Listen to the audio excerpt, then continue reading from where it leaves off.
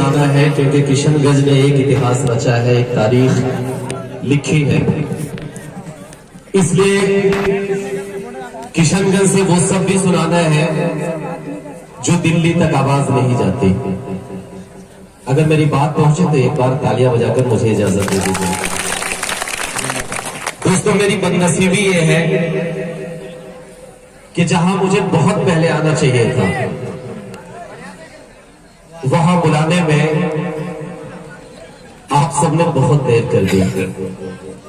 लेकिन मैं शुक्रगुजार हूं अपने बड़े भाई इम्तियाज कौसर साहब का और मेरा छोटा भाई इमरान दानिश, जिन्होंने मुझे हुक्म दिया कि आपको किशनगंज आना है। और बहुत कम दिनों में इम्तियाज भाई से ऐसा रिश्ता बन गया कि उनका हुक्म मेरे लिए मलकुल मौत का हुक्म है, तो मुझे आना ही था। मैं बहुत कुछ नहीं बोलूंगा, 4 मिसरों से अपनी बात की शुरुआत करता हूं। जिस मिजाज के लिए जाना जाता हूं वहीं से शुरू करता हूं। बाबा भाई और मेरे दीगर शोराई कराम ने आज मुझे बहुत बड़ा बना दिया।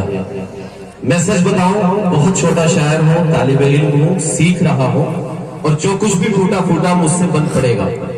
मैं कोशिश करूंगा कि आप जितनी देर तक सुनेंगे इंशाल्लाह मैं सुनाऊंगा। मैं 4 मिसरों से अपनी बात की शुरुआत करता हूँ। इम्तियाज भाई, शहजाद कौसर साहब, सबकी हाजिरी को सलाम करता हूँ। अभी पिछले दिनों बिहार में इलेक्शन हुआ, मेरे बुजुर्ग तशरीफ फरमाए, सभी बड़े। मैं अपनी जिम्मेदारी को निभाते हुए जो भी सुनाऊंगा, मैं इंशाल्लाह अपनी जिम्मेदारियों को निभाते हुए सुनाऊंगा। अभी पिछले दिनों बिहार में इलेक्शन हुआ, आपने यहां से 5 सीटें निकाली।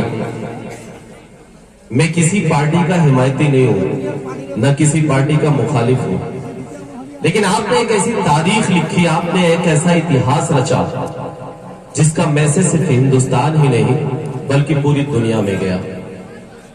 लेकिन आपने जो इतिहास रचा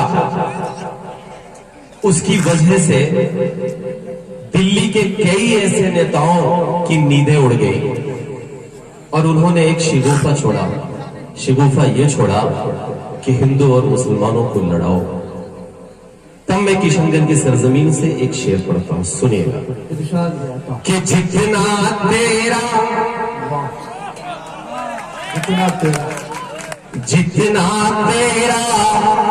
उतना मेरा, सबको ये बतलाया जाए,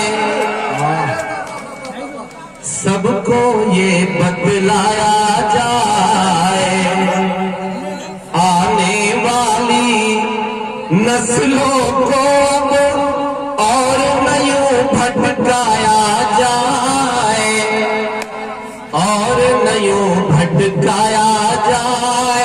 जितना तेरा उतना मेरा, सबको ये बतलाया जाए, सबको ये बतलाया जाए, आने वाली नस्लों को और नयूं भटकाया जाए, और नयूं भटकाया जाए।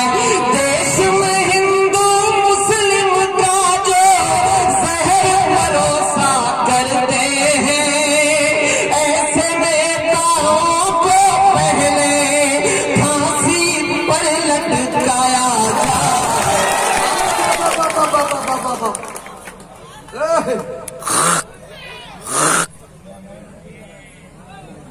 एकदम से कुछ नहीं, असल में हिसाब लेना पड़ता है ना, बगैर हिसाब के तो काम चलेगा नहीं।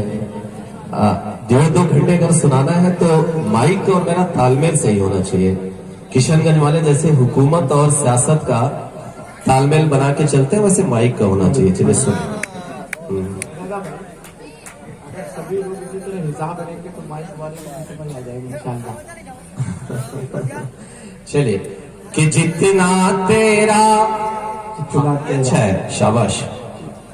कि जितना तेरा उतना मेरा, सबको ये बतलाया जाए, सबको ये बतलाया जाए, आने वाली नस्लों को अब और नयूं भटका जाए और न यूं भटकाया जाए।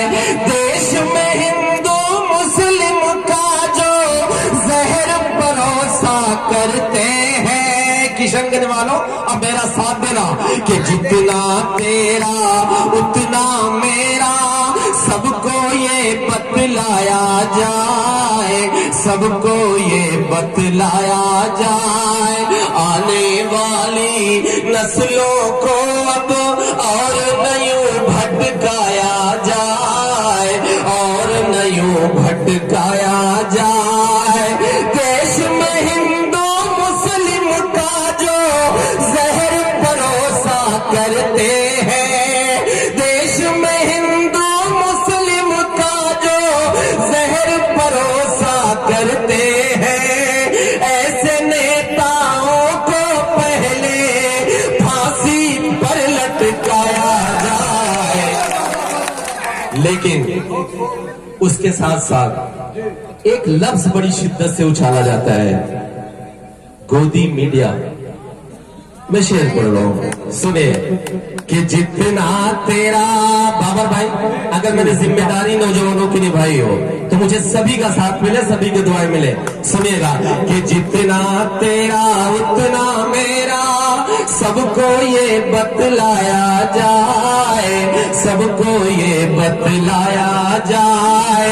देश में हिंदू मुस्लिम का जो जहर परोसा करते हैं, ऐसे नेताओं को पहले फांसी पर लटकाया जाए। अब सुनिएगा कि नफरत के इन उठते ऊंचे शोलों को भी मंद करो, शोलों को भी मंद करो। जिसकी जितनी हद है उसको उस हद में पाबंद करो, उस हद में पाबंद करो। फर्ज कलम का भूल के जो सरकारों के दलाल बने। किशनगंज वालों, मैं जो बात कहने जा रहा हूं, अभी बाबर भाई ने एक बात कही, इम्तियाज भाई ने यकीनन एक बहुत अच्छी मुहिम की शुरुआत की। किशनगंज में 70% से ज्यादा आपकी आबादी है, लेकिन किशनगंज में कभी भी हिंदू मुस्लिम फसादात नहीं हुए। क्यों नहीं हुए जानते हो? क्योंकि यहाँ का हिंदू और मुसलमान एक साथ रहने की आदत डाल चुका है, मोहब्बत के साथ रहने की आदत डाल चुका है। इसलिए मैं एक बात कहना चाहता हूँ, आप जब टीवी खोलते हैं, चैनल चलता है, तो बड़ी अजीब अजीब तरह की मोहतरमाएं आपको लड़ाने की कोशिश करती है। तब पढ़ता हूँ, इम्तियाज भाई आप सबका साथ मांगता हूँ, सुनेगा कि नफरत के इन ऊंचे उठते शोलों को भी मंद करो, शोलों को भी मंद करो। जिसकी जितनी हद है उसको उस हद में पाबंद करो, उस हद में पाबंद करो। फर्ज कलम का भूल के जो सरकारों के दलाल बने, तैयार रहना कि फर्ज कलम का भूल के जो सरकारों के दलाल बने। ऐसे टीवी चैनल, ऐसे अखबारों को बंद करो। पैगाम है, तालियां कमजोर है। ये बीच के मेरे जो बुजुर्ग बैठे हुए, मेरे नौजवान साथी बैठे हुए हैं, सच बताओ, मैं बिल्कुल सच बात कह रहा हूँ कि कल रात 9 बजे से मैंने सफर शुरू किया है और पूरी रात नहीं सोया हूँ। अगर आप थोड़ी सी तालियां वालियां बजा देंगे तो हमें भी लगेगा कि किशनगंज भले मुझे देर से बुलाया गया, लेकिन सही वक्त पे बुलाया गया। एक बार मुझे महसूस कराइए।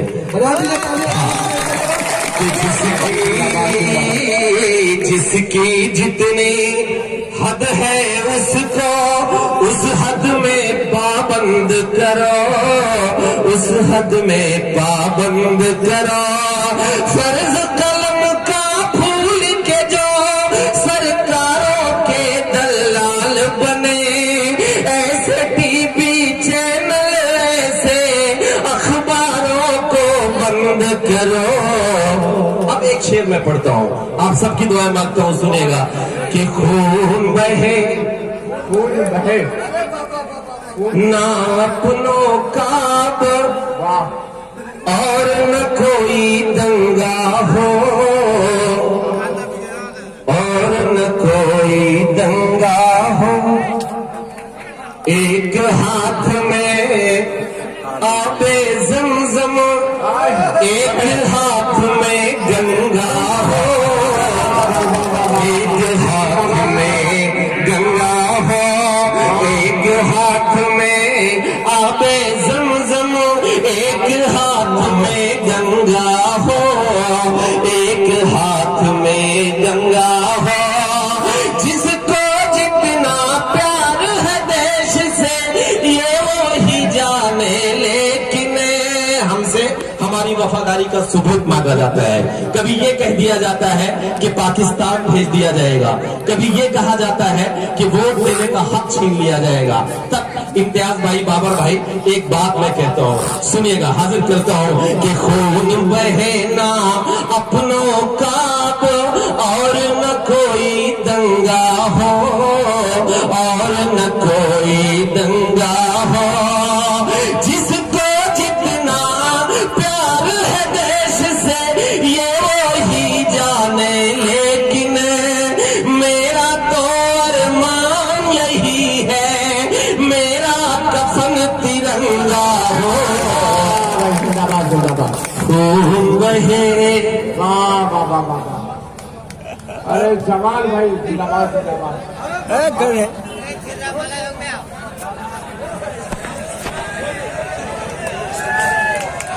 चले, ये मालाओं का यकीनन ये आपकी मोहब्बतें हैं, इसमें सिलसिला थोड़ा सा रोक दीजिए और मुझे ज्यादा से ज्यादा वक्त मेरे भाइयों को, मेरे नौजवानों को, मेरे बुजुर्गों को देने दीजिए।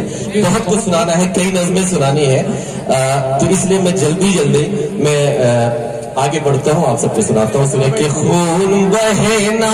भैया भाई बैठ जाइए, मेरी दुकान चल रही है तो आपको क्यों तकलीफ हो रही है? अच्छा, ये हिंदुस्तानी आदमी की आदत है कि किसी की दुकान चलती हुई नहीं देख सकते। चलिए भैया, जिनको निकलना है जल्दी से निकल जाए, या तो इनको जाने दीजिए, इनको बैठा लीजिए अपनी जगह से। चलिए जल्दी जाइए, हालांकि कोई फायदा नहीं है जाने का। नहीं, मैं वो नहीं कहूंगा। चलिए एक बार इम्तियाज भाई के लिए तालियां बजा दीजिए। सुने कि खून बहे ना अपनों का और न कोई दंगा हो, और न कोई दंगा हो। एक हाथ में आबे ज़मज़म, एक हाथ में गंगा हो, एक हाथ में गंगा हो। जिसको जितना प्यार है देश से ये ही जाने, लेकिन मेरा तो अरमान यही है, मेरा कफन तिरंगा हो। चार मिसरे मैं पढ़ना चाहता हूँ, जिसके लिए मैं किशनगंज आया हूँ। मेरे बुजुर्गों, मेरे नौजवानों, हमसे हमारी वफादारी का सबूत मांगा जाता है। मेरा एक मलाल है, अगर मीडिया के साथी मेरे बैठे हुए सोशल मीडिया के, तो मेरे इस शेर को वहां तक पहुंचाए जहां तक मैं पहुंचाना चाहता हूँ। सुनिएगा कि अपने घर में अपनों से हम हर पल ताने सहते हैं, हर पल ताने सहते हैं। जख्म रफो करते हैं अपने और हम जिंदा रहते हैं, और हम जिंदा रहते हैं। जख्म रफो करते हैं अपने और हम जिंदा रहते हैं, और हम जिंदा रहते हैं। हमसे ज्यादा प्यार वतन से कौन करेगा ये बोलो। किशनगंज वालों, मैं अगली बात जो कहने जा रहा हूँ, 70 साल मुसलमानों का वो दर्द मैं पढ़ने जा रहा हूँ जो अपने बुजुर्गों के माथों पर देखता हूँ। तब आपकी दुआ मांगता हूँ, सुनिएगा कि अपने घर में अपनों से हम हर पल ताने सहते हैं, हर पल ताने सहते हैं, जख्म रफो करते हैं अपने और हम जिंदा रहते हैं, और हम जिंदा रहते हैं। हमसे ज्यादा प्यार वतन का कौन करेगा ये बोलो, करके तयम्मुम इस मिट्टी से हम तो नमाजें पढ़ते हैं। बहुत खूब, जिंदाबाद जिंदाबाद। अरे बाबा बाबा बाबा ये तयम्मुम का जवाब नहीं है मैं माशाअल्लाह। तब तक ये शेर पढ़ता रहूंगा जब तक इस महफिल में बैठा हुआ एक एक शख्स मुझे दुआएं नहीं देगा। मैं बिल्कुल नहीं कहूंगा कि आप तालियां बजाएं, क्योंकि आप ताली बजाने वाले लोग नहीं हैं, लेकिन एक बार मुझे तालियां बजाकर ही दुआएं दे दीजिए। मेरे बुजुर्ग हैं, मेरे बड़े हैं, तो यकीन मुझे अच्छा लगेगा। फिर मैं पढ़ता हूँ, सुनिएगा कि अपने घर में अपनों से हम हर पल ताने सहते हैं, हर पल ताने सहते हैं, जख्म रफो करते हैं अपने और हम जिंदा रहते हैं, और हम जिंदा रहते हैं। हमसे ज्यादा प्यार वतन से कौन करेगा ये बोलो, करके तयम्मुम इस मिट्टी से हम तो नमाजें पढ़ते हैं अपने घर में। बहुत बहुत शुक्रिया। कि कल की शाही न सूखी थी अखबार की, आयशा पढ़ रहा हूं, सुनिए। कि कल की शाही न सूखी थी अखबार की, आ गई एक खबर फिर बलात्कार की। कल की शाही न सूखी थी अखबार की, आ गई एक खबर फिर बलात्कार की। इज्जतें लुट रही है यहाँ रोज अब, इज्जतें लुट रही है यहाँ रोज अब, नींद किस रोज टूटेगी सरकार की, नींद किस रोज टूटेगी सरकार की। लेकिन सरकार एक चीज में बिजी है। किस चीज में? मैं वो पढ़ रहा हूं, सुनिए। कि धर्म के नाम पर, धर्म के नाम पर, चाय के नाम पर, का जवाब नहीं। चाय कि धर्म के नाम पर, चाय के नाम पर, आस्थाओं की एक राय के नाम पर, इस सदी में वतन की तराती है ये, इस सदी में वतन की तराती है ये। लोग मारे गए गाय के नाम पर, लोग मारे गए गाय के नाम पर। दोस्तों हक फरमाया है, हक है। बहुत बहुत शुक्रिया। जी वाह। ये डबल चल रहा है ना। चलिए एक नज्म मुझे सुनानी है। मेरे बुजुर्ग, मेरे उलमा इकराम बैठे हुए हैं।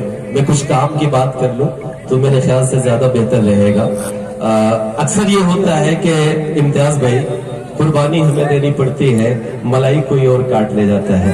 लेकिन चलिए जितने लोग बैठे हुए हैं ये मेरे हिस्से के सबसे मुअज्जिज लोग हैं। एक बार मुझे ये तालियां अगर बजा के इजाजत दे देंगे तो मैं एक नज़्म सुनाना चाहता हूँ। दोस्तों मेरे बुजुर्ग बैठे हुए हैं, मेरे उलमा इकराम बैठे हुए हैं। आजादी के बाद जब देश का बंटवारा हुआ तो हिंदुस्तान का मुसलमान हिजरत करके पाकिस्तान जाने लगा। अचानक जामा मस्जिद दिल्ली से मौलाना अबुल कलाम आजाद की तकरीर गूंजी कि हिंदुस्तान की मस्जिदें, ये हिंदुस्तान की खानकाहें तुम्हें आवाज दे रही हैं, ये अपना देश छोड़कर मत जाओ। बस यहीं से नज्म शुरू करता हूं। मौलाना अबुल कलाम आजाद ने तकरीर करके मुसलमानों को रोका, लेकिन वक्त वक्त पर हमें पाकिस्तान भेजने की बात की जाती है। तब एक नज्म पढ़ता हूं, सुनिएगा, हाजिर करता हूं कि जादू न होगा नींदों से अब सोए हिंदुस्तान को, कोई किराएदार न समझे हिंदी मुसलमान को, कोई किराएदार न समझे हिंदी मुसलमान को। जंगे आजादी में शामिल, जंगे आजादी में शामिल जो पहला इंसान था, वो भी मुसलमान था, वो भी मुसलमान था। जाग न होगा नींदों से अब सोए हिंदुस्तान को, कोई किराएदार न समझे हिंदी मुसलमान को। जंगे आजादी में शामिल जो पहला इंसान था, वो भी मुसलमान था, वो भी मुसलमान था। बंद पढ़ता हूं, आप सबकी दुआएं मांगता हूं। इब्राहिम भाई सुनिएगा कि जहर उगलने वाले क्या तारीख पुराने भूल गए, देश को हमने अब तक जो दी सब कुर्बानी भूल गए। याद करो जब अंग्रेजों से कांप गई थी माटी,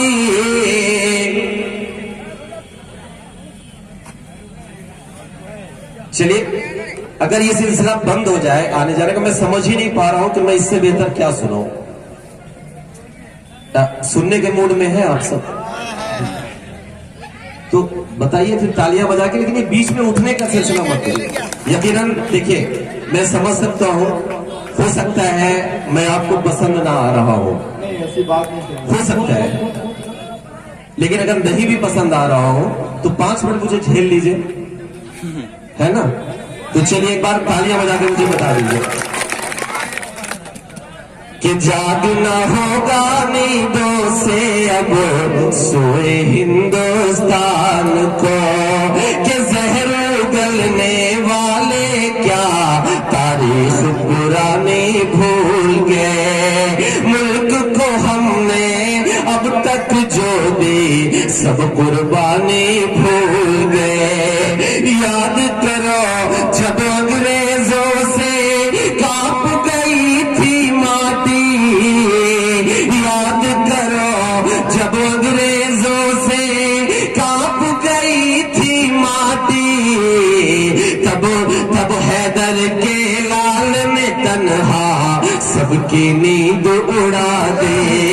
कुर्बा हो गया मुल्क की खातिर, कुर्बा हो गया मुल्क की खातिर, वो टीपू सुल्तान था, वो भी मुसलमान था, वो भी मुसलमान था, वो भी मुसलमान था, वो भी मुसलमान था। दोस्तों बहुत बहुत शुक्रिया। वो गरीबी,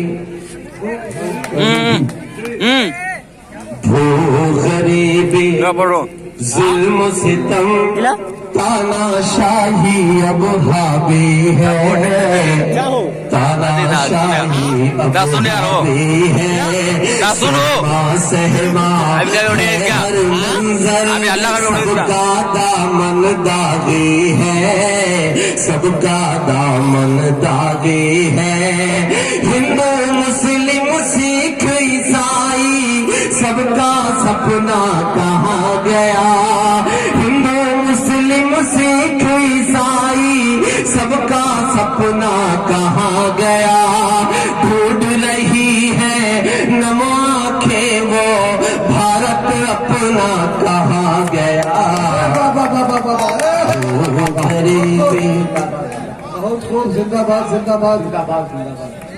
कौन सा भारत, वो मैं पढ़ रहा हूं कि जिस भारत की मिट्टी में आबे गंगा की अजमत थे,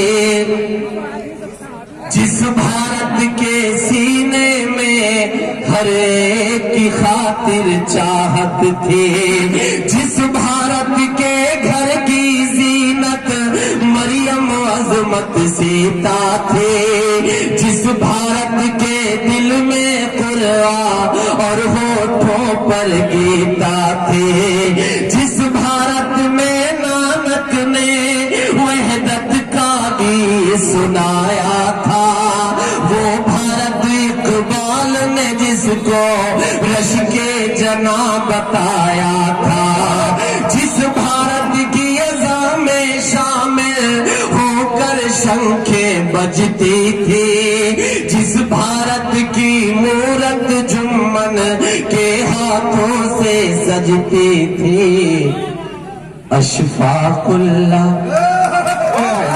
अशफाकुल्ला बिस्मिल का वो सूली चढ़ना कहाँ गया, सूली चढ़ना कहाँ गया, अशफाकुल्ला बिस्मिल का वो सूली चढ़ना कहाँ गया, ढूंढ रही है नम आंखें वो भारत अपना कहाँ गया। गरीबी, एक बार तालियां बजा दीजिए और इन्हीं तालियों के साथ मैं आखिरी बंद पढ़ के मैं अपनी जगह ले लेता हूँ, क्योंकि मुझे लग रहा है कि शायद आप सब थक चुके हैं, तो मुझे भी अपनी जगह पे बैठ जाना चाहिए। एक घंटा जी शायद भाई एक घंटा और एक घंटा। अच्छा, क्या ये हो सकता है कि जो पीछे लोग बैठे हुए हैं ये आगे आ जाएंगे, ऐसा हो सकता है? हाँ हो सकता है ना। आ जाए। असल बात है कि गजल की दुनिया में आप लोग इश्किया गजल में इतने गमचूर हो गए हैं। नहीं, मैं बताऊं, सुने एक मिनट अबरार, देखिए जहां तक इश्क की बात है तो मुझसे बेहतरीन इश्क कोई कर ही नहीं सकता, इसलिए नहीं कर सकता क्योंकि ऐसा कहा जाता है कि मैं देखने में भी ठीक ठाक हूँ, वो सारे काम कर सकता हूँ, लेकिन मेरी अपनी एक जिम्मेदारी है। अगर मैं किशनगंज आया हूँ तो मैं अपने बुजुर्गों को, मैं अपने बड़ों को मायूस नहीं कर सकता। मैं कुछ ऐसे सुना के जाना चाहता हूँ जिससे मैं याद किया जाऊँ, जिससे लगे कि मुशायरे का मकसद सिर्फ तालियां पीटना नहीं होता है। बाबर भाई, बहुत माफी के साथ कह रहा हूँ, पूरा देश घूमता हूँ, लेकिन मुशायरों का मकसद अगर सिर्फ तालियां पीटना हो तो यकीनन तालियां इससे ज्यादा मैं पिटवा सकता हूँ और कहिए मैं करके दिखा दूं। लेकिन मुशायरे का मकसद ये भी होता है कि हमारे जो नौजवान आए हुए हैं, हमारे जो भाई आए हुए हैं, ये यहाँ से कुछ सीख के जाए। ये एक दरसगाह है, मुशायरा सिर्फ तालियां पीटने की जगह नहीं है। इसलिए मैं पढ़ता हूँ, आखिरी बंद में पढ़ के मैं एक दो नज़्में और सुनाऊंगा अगर आप सबका हुक्म होगा। चचा सुनाऊं? हाँ, सुने कि भू गरीबी, सुनिएगा कि खून में भू गरीबी के खून में डूबा मंजर देश की चीख न बन जाए एक दिन, ये अपनी तहजीब कहीं तारीख न बन जाए एक दिन, खून में डूबा मंजर देश की चीख न बन जाए एक दिन, ये अपनी तहजीब कहीं तारीख न बन जाए एक दिन।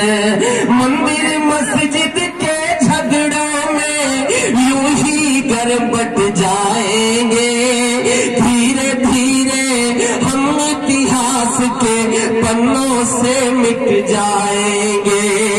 तब इस टूटे बिखरे मुल्क का नाम बताओ क्या दोगे, आने वाली नस्लों को पैगाम बताओ क्या दोगे। पुरखों की इसमें